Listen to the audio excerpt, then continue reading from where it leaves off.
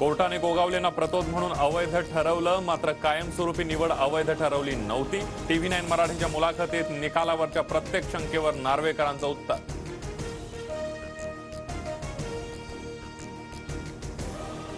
निकाल दिल्लीहून लिहून आल्यामुळेच वाचनावेळेला नार्वेकर अडखळले, विरोधकांचा आरोप। तर 200 पानांचा निकाल वाचताना कुणीही अडखळणारच, त्यात नवीन काय, नार्वेकरांचं उत्तर। शिवसेना पक्ष शिंदेना दिल्यानंतर सोशल मीडियावर राहुल नार्वेकरांना ट्रोल करण्याचा प्रयत्न। तर कुछ तो लोग कहेंगे, पण माझा निकाल कायद्यानुसारच, नार्वेकरांचं ट्रोलर्सना उत्तर। हुकुमशाही आणि घराणेशाहीचा पराभव, मुख्यमंत्री शिंदेंचा हल्लाबोल। तर गोगावलेंची याचिका फेटाळली, अध्यक्षांवर दबाव होता का, याबाबत चर्चा करणार शिंदेंची माहिती। शिंदेंची शिवसेना कायदेशीर असल्याचा नार्वेकरांचा निकाल, महाराष्ट्रात मजबूत सरकार असून आम्ही कार्यकाळ पूर्ण करू, उपमुख्यमंत्री फडणवीसांची प्रतिक्रिया। घराणेशाहीचा आरोप करता मग श्रीकांत शिंदेंची ओळख काय, राऊतांचा शिंदेंवर पलटवार। तर नार्वेकरांचा निकाल म्हणजे मॅच फिक्सिंग असल्याचा राऊतांचा गंभीर आरोप।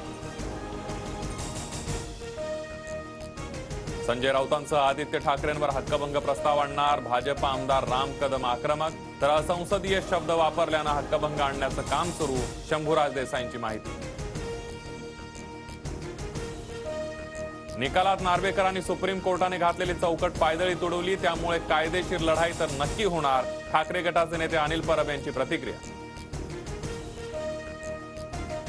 राहुल नार्वेकरांचा निकाल अन्यायकारक, सर्वसामान्य जनतेपर्यंत निकाल पोहोचवणार, ठाकरे गटाच्या बैठकीत ठरली रणनीती। शिंदे आणि फडणवीस अकार्यक्षम असल्यानं दादांना राज्य सांभाळावं लागतंय, रोहित पवारांची टीका। शिंदे फडणवीस अकार्यक्षम, मग कामं घेऊन काय येतात, शंभूराज देसाईंचा पलटवार।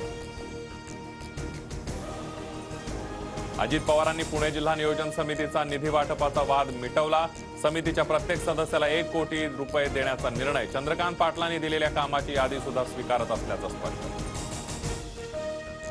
पंतप्रधान नरेंद्र मोदी उद्या नाशिकच्या काळाराम मंदिरात दर्शन घेणार, तर मोदींच्या हस्ते मुंबईतील शिवडी न्हावाशेवा लिंक रोडचं सुद्धा लोकार्पण होणार। दौऱ्याआधी मुख्यमंत्री शिंदेंकडून सभास्थळाची पाहणी।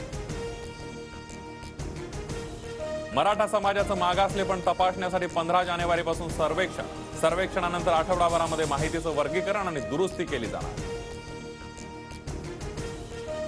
ट्रक चालकांच्या संपाचा कांदा लिलावावर परिणाम, अहमदनगरच्या नेप्ती बाजार समितीमध्ये कांदा लिलाव बंद। तर अमरावतीमध्ये चालकांचं मुंडन करत आंदोलन।